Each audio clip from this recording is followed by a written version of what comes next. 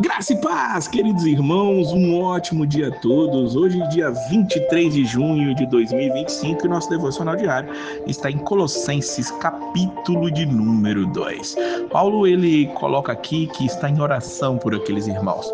Ele diz nos versículos 1 e 2, porque quero que saibais quão grande combate tenho por vós e pelos que estão em Laodiceia e por quantos não viram o meu rosto em carne, para que os seus corações sejam consolados e estejam unidos em amor, enriquecidos da plenitude da inteligência para conhecimento do mistério de Deus Pai e de Cristo. Veja que Paulo está ali combatendo por aqueles irmãos, não só por eles, mas ele também faz menção a uma igreja em Laodiceia. Laodiceia nós conhecemos mais pelas uma das cartas de Apocalipse. Laodiceia não é muito bem falada, mas até este momento aqui vemos que Paulo está combatendo, ajudando aquela igreja, orando por ela, e temos até a informação de que é uma carta que Paulo enviou àquela igreja, mas essa carta não chegou a nós. Deus não quis que ela fosse preservada e hoje nós temos essa carta de Colossenses especial em nossas mãos. Para que nós entendamos aqui, ele está mandando e falando que os corações dos irmãos sejam consolados, que eles estejam unidos em amor e eles busquem a plenitude da inteligência para conhecerem aquilo que Deus tem preparado para ele. E Paulo diz isso ali principalmente porque já naquela época, como em todas as igrejas, haviam falsos mestres. Olha o versículo 4 que diz: e digo isto para que ninguém vos engane com palavras persuasivas. Mas abaixo, ele ainda preocupado com esses falsos mestres, ele diz no versículo 8: tende cuidado para que ninguém vos faça presa sua por meio de filosofias e vãs sutilezas, segundo a tradição dos homens, segundo os rudimentos do mundo e não segundo Cristo. E lá embaixo na carta, ele ainda continua falando sobre este tema.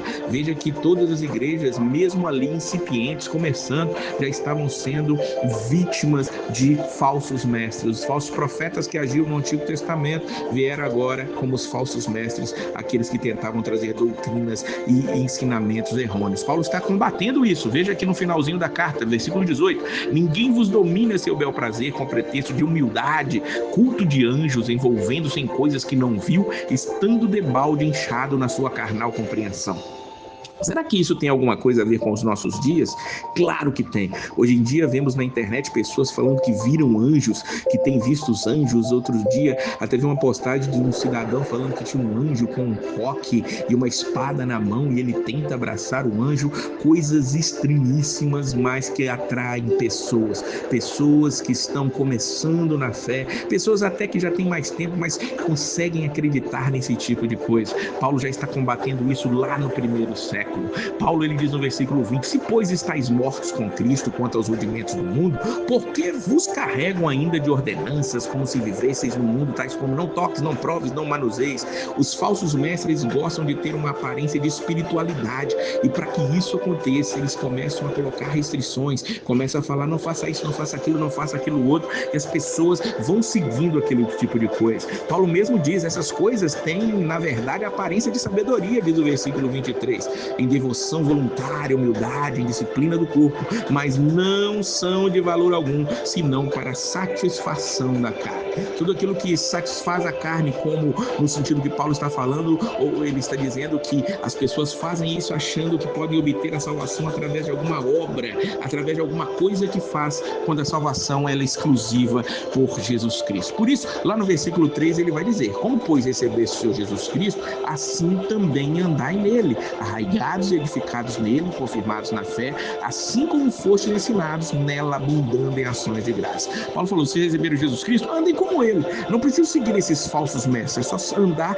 como ele andou. Andem nele, na verdade. Vocês estão edificados, confirmados, vocês foram ensinados, então que vocês sejam gratos a ele. Por quê? Porque em Jesus, diz o versículo 9, habita corporalmente toda a plenitude da divindade. Jesus, ele é aquilo que o Paulo já tinha escrito aos Colossenses no capítulo 1. Ele é a imagem do Deus Pai. Se você olha para Jesus, você olha para Deus, porque Jesus, ele é Deus feito homem. Ele é Deus na forma de homem. Ele é aquele que veio para nos salvar. E Paulo continua no versículo 12: vocês foram sepultados com ele no batismo, nele também ressuscitados pela fé no poder de Deus, que o ressuscitou dentre os mortos.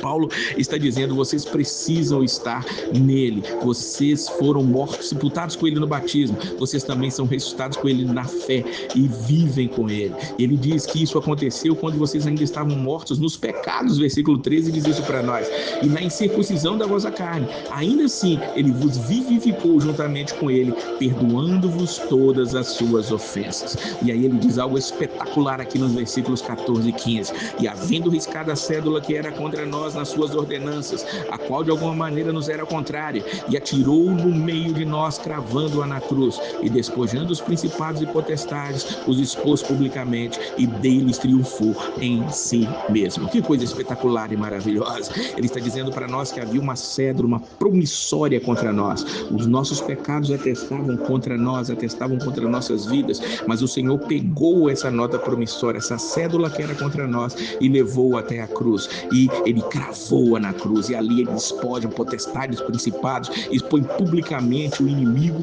porque nenhuma acusação mais há contra nós. Que nós possamos entender que o que Jesus Cristo fez por nós foi especial e maravilhoso, e nós estamos livres do poder do mal, livres do poder das potestades, do pecado. Eles continuam tentando nos destruir e nos trair, e isso através de falsos mestres, falsos profetas, como ele bem alertou aqui. Mas que nós nos lembremos: Jesus Cristo, ele nos salvou, e que nós olhemos para ele com todo amor, sabendo que ele é aquele que tem cuidado de nós. Que Deus abençoe a sua vida e a paz do Senhor.